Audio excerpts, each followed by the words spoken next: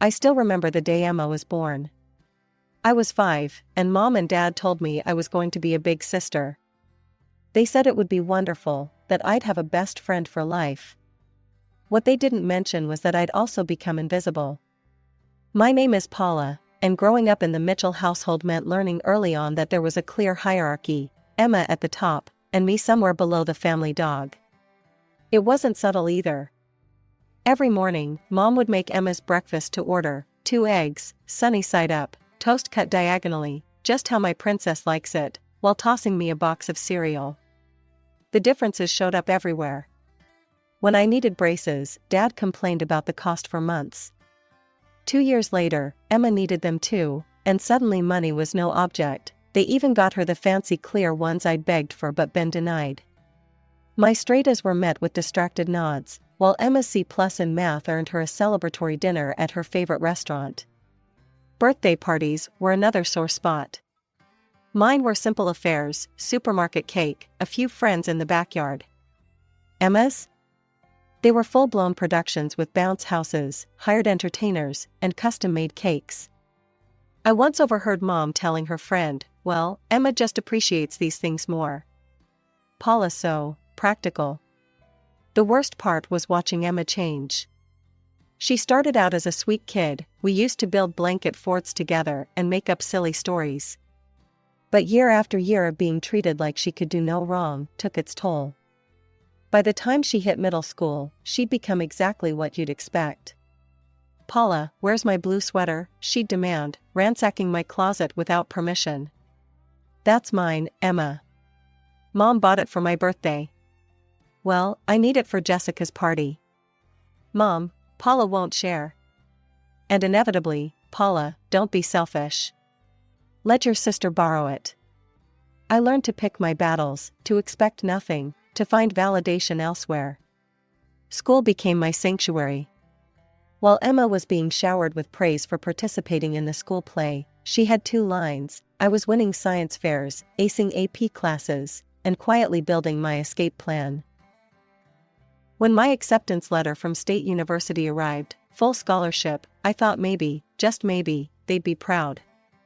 Instead, dinner that night was dominated by Emma's dramatic retelling of her 7th grade student council election campaign.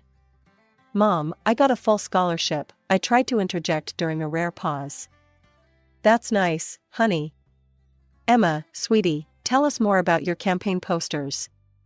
Those first years at college, I only came home for major holidays, and even then, I'd count the minutes until I could leave.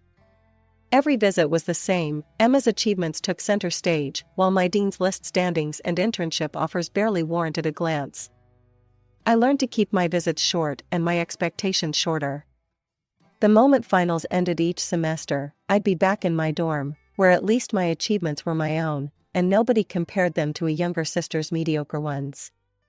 During my junior year at State, I got a Facebook message that would change my life. "Hey, remember me? Mike Harrison from Kennedy High? I was a senior when you were a freshman." Of course I remembered him, the cute guy from the debate team who'd never given me a second glance back then. We started chatting daily, sharing college stories and memories from high school.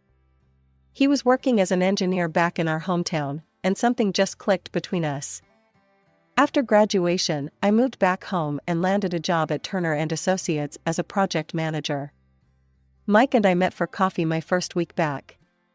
That coffee turned into dinner, dinner turned into dating, and before I knew it, we were apartment hunting together. The only dark cloud was my parents' continued indifference.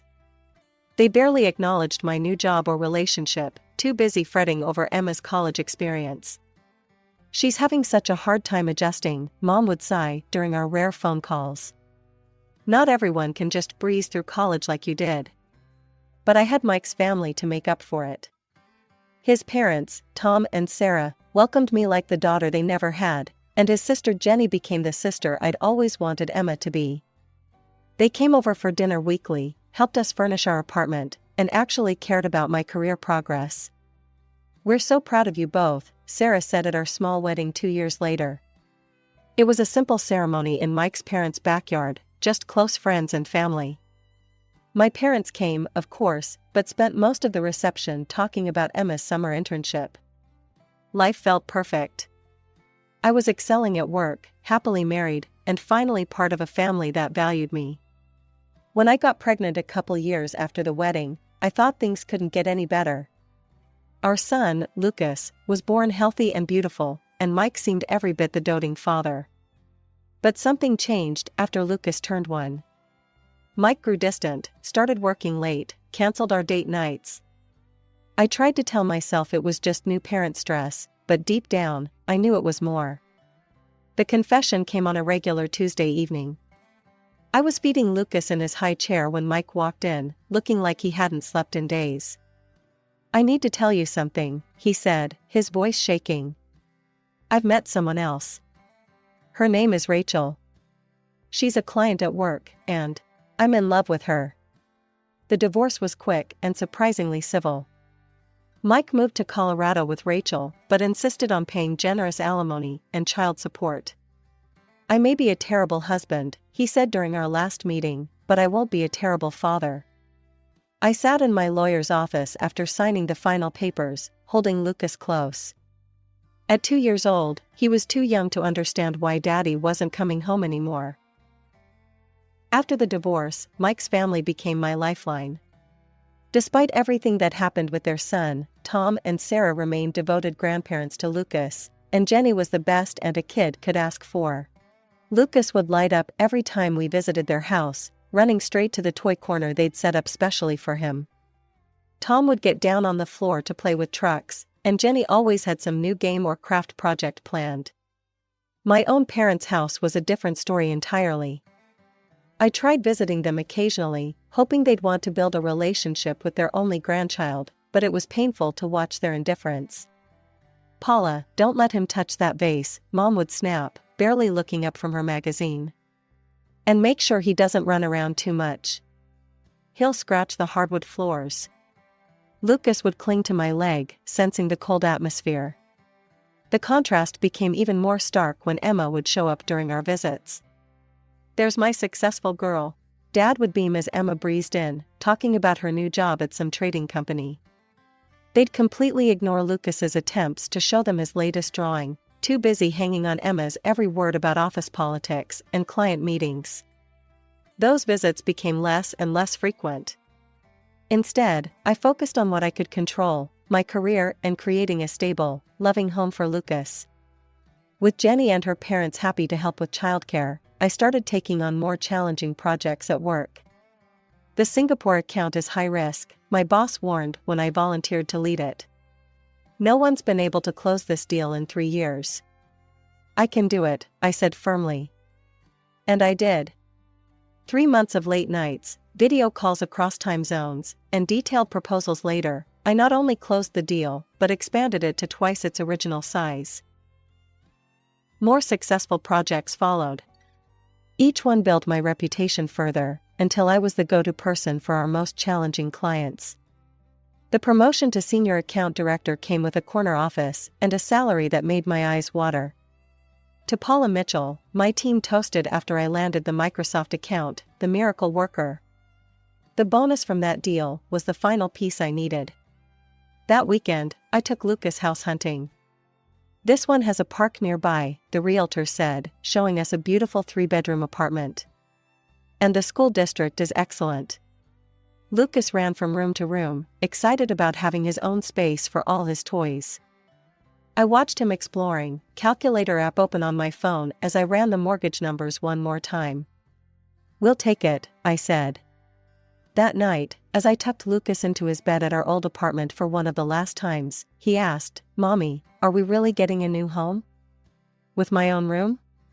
"With your own room, and a special art corner, and space for all your books." He hugged me tight. "You're the best mommy ever." In that moment, I realized something. While I couldn't change my past or my parents' behavior, I could break the cycle. My son would never doubt his worth or feel second best.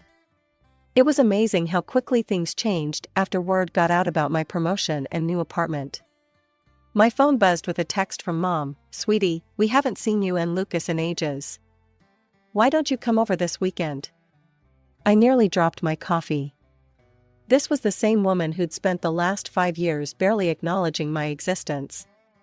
I thought about Lucas, who still asked about his grandparents sometimes. Maybe people can change?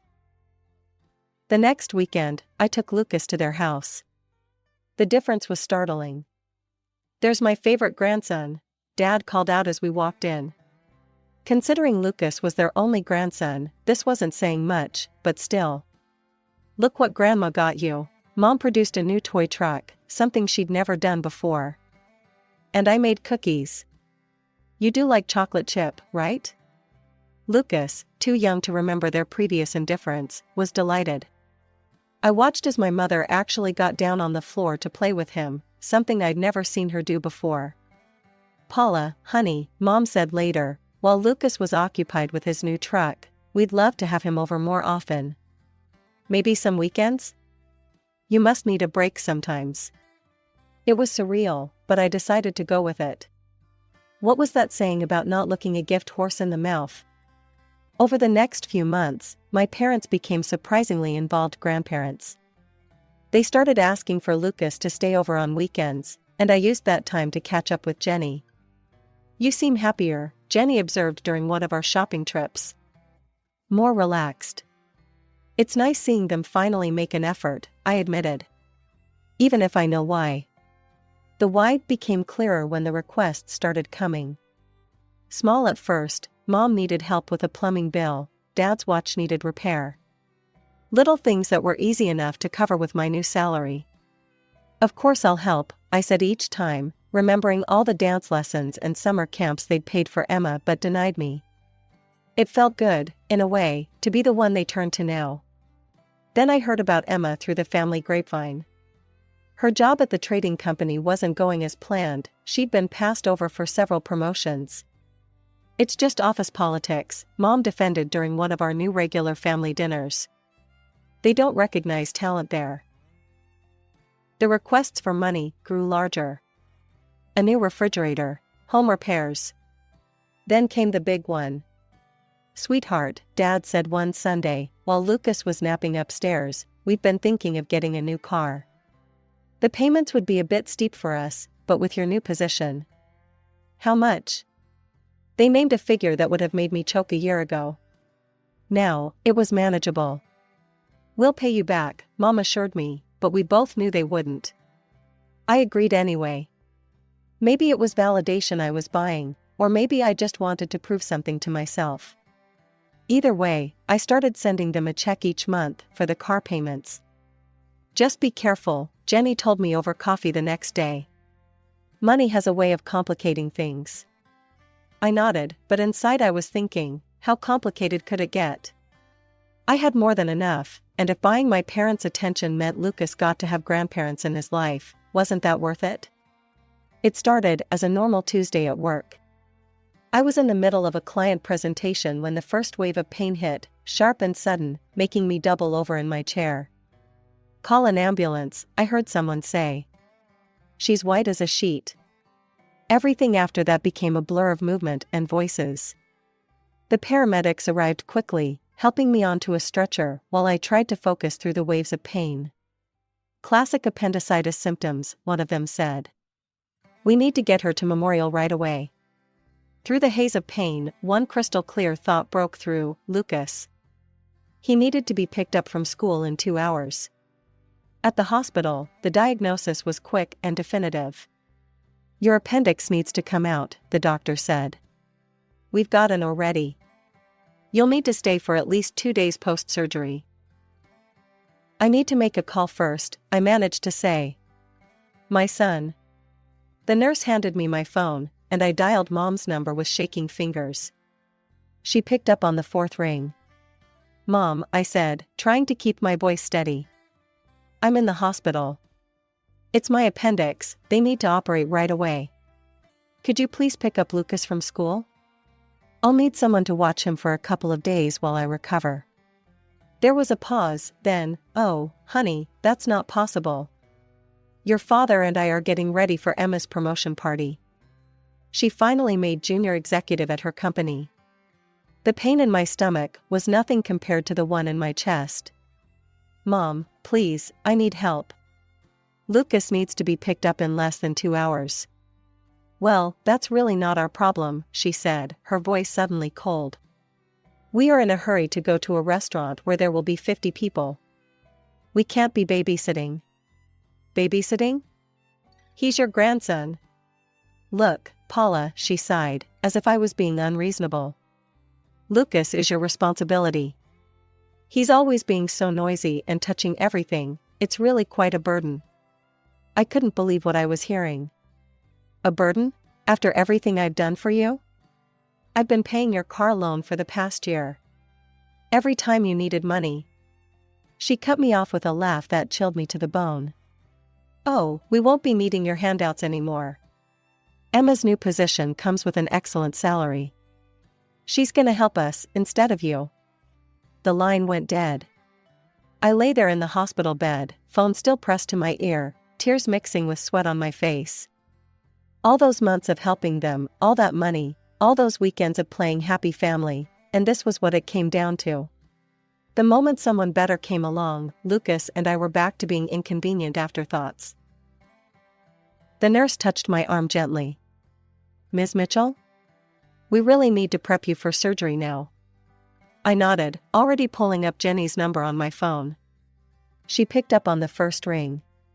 Jenny? My voice cracked. I'm in the hospital, appendicitis. They're prepping me for surgery. Could you please pick up Lucas from school? I hate to ask, but... Text me the school details, she cut in immediately. What time does he need to be picked up? 2:30, Jenny, I'm so sorry to impose. Stop it. Lucas is my nephew. Of course I'll get him. We'll have a sleepover at my place, won't we? He loves playing with Max anyway. I could hear her grabbing her keys in the background. Thank you, I whispered, tears streaming down my face. I called my parents first, they. Tell me later, she said firmly. Focus on getting better. Lucas will be fine with me, I promise. The next thing I remember was waking up in recovery, groggy from anesthesia. My first coherent thought was about Lucas, but there was already a text from Jenny waiting. Lucas is having a blast. We made pizza and built a blanket fort. Don't worry about anything except getting well. She sent photos over the next 2 days, Lucas playing with her dog Max, helping her bake cookies, falling asleep amid a pile of stuffed animals. Each one made my heart squeeze with gratitude. When I was finally discharged, Jenny drove me to her house. Lucas ran to me the moment I walked in, stopping just short when he remembered I was ouchy. Mommy, Aunt Jenny, let me help make breakfast every morning. And Max slept in my blanket fort. Jenny helped us get home, stocked our fridge, and promised to check in daily. The next 2 weeks passed in a blur of recovery, with Jenny bringing over meals and keeping Lucas entertained when I needed rest. One evening, scrolling through social media during Lucas's bedtime story, I saw them, dozens of photos from Emma's promotion party, posted the same day I was in the hospital. Mom and Dad beaming proudly beside Emma in her designer dress. Champagne toasts. An elaborate cake. Everyone laughing and celebrating while I lay in a hospital bed, their grandson dismissed as a burden. That night, after Lucas was asleep, I sat down at my computer. First, I canceled the automatic monthly transfer to my parents' account for their car payment. Then I blocked them on every social media platform.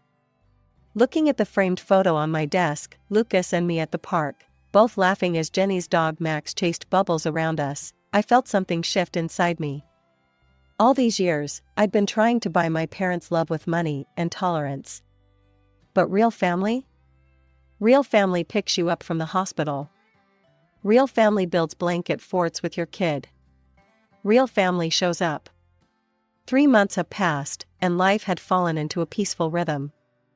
Jenny and her parents were regular fixtures in our lives, filling our weekends with barbecues, park visits, and movie nights. Then, on a quiet Sunday afternoon, my phone rang. Mom's number flashed on the screen. I stared at it for a moment, my hand hovering over the decline button, before deciding to answer. Paula? Mom's voice had that sugary sweet tone she always used when she wanted something. "How are you, sweetheart? What do you want, Mom?" A theatrical sigh. "Well, since you ask, your father and I are in a bit of a situation. With the car payments." I felt a laugh bubbling up in my chest, but held it back. "Oh? Yes, you see." She paused for dramatic effect. "We thought Emma would help us, with her new position and all. But when we asked her, she refused. Can you believe it? Said she had her own expenses to worry about. After everything we've done for her." The irony was almost too much. "We were hoping," she continued, her voice getting smaller, "that maybe you could start helping with the payments again? Just until we figure something else out." This time I couldn't hold back the laugh. It burst out of me, sharp and bitter. "Paula, this isn't funny. We could lose the car." "You know what's funny, Mom? 3 months ago, I was being wheeled into emergency surgery, and you called my son, your grandson, a burden. You couldn't be bothered to help us, because you were too busy celebrating Emma's promotion. The same Emma who now won't give you a dime. We were just busy that day. You know how these events are." "No, Mom. I know exactly what it was. I was useful when I was paying your bills. The moment you thought Emma could replace me as your personal ATM, Lucas and I became inconvenient again. That's not fair. We've always..." "Always what? Always favored Emma? Always treated me like I was second best? Always took my help for granted until something better came along? Paula, please. You called my financial help handouts, remember? Right before you hung up on me when I was in the hospital. Well, guess what? The handouts are over. I'm done trying to buy your love. I'm done watching you treat my son like he's less than Emma's designer handbags. I'm just done." "But the car..." I cut her off with another laugh, this one lighter, almost free. "Not my problem anymore. Goodbye, Mom." I hung up and blocked her number, then did the same with Dad's. Through the open window, I could hear Lucas in the backyard, giggling as he played with Jenny and Max. Real laughter, real love, real family. The calls started coming in waves. First from Mom's phone, then Dad's, when I didn't answer. Their voicemails ranged from tearful pleas to angry demands. The text messages weren't any better. "Paula, please, we're your parents. This is so selfish of you. We'll lose the car because of you." Each message only confirmed I'd made the right decision. Not one of them mentioned Lucas. Not one expressed regret for how they'd treated us. It was all about them, their needs, their car, their feelings. After a week of this, I'd had enough. I blocked their numbers completely, set up email filters to send their messages straight to trash, and finally felt like I could breathe again. "You okay?" Jenny asked one Sunday afternoon as we watched Lucas and Max chase each other around her parents' backyard. Tom was at the grill, and Sarah was setting up the patio table for our weekly family dinner. "You know what? I really am." I accepted the lemonade she offered. I keep waiting to feel guilty or sad, but mostly I just feel free. "You gave them more chances than they deserved," she said, squeezing my hand. "Sometimes the healthiest thing you can do is walk away." Mommy, look what Grandpa Tom taught me." Lucas came running over, proudly showing off a new frisbee trick. I watched as Tom abandoned the grill to help Lucas perfect his throw, while Sarah called out encouragement from the patio. This was what family should be, people who show up not just for the good times, but for the hospital runs and school pickups too. These days, I don't know if my parents still have their car, or if Emma finally stepped up to help them. I don't know if they're still throwing elaborate parties or lamenting their ungrateful eldest daughter. I don't check their social media, don't ask mutual acquaintances about them, don't drive by their house when I'm in the neighborhood. What I do know is this: Lucas has never asked about them since that day. Children are intuitive, they know who truly loves them. He has grandparents who never miss his school plays, an aunt who builds blanket forts with him, and a mom who finally learned that love shouldn't come with conditions. Last week, Lucas brought home a family tree project from school. He'd drawn Tom and Sarah right next to me, with Jenny and Max nearby.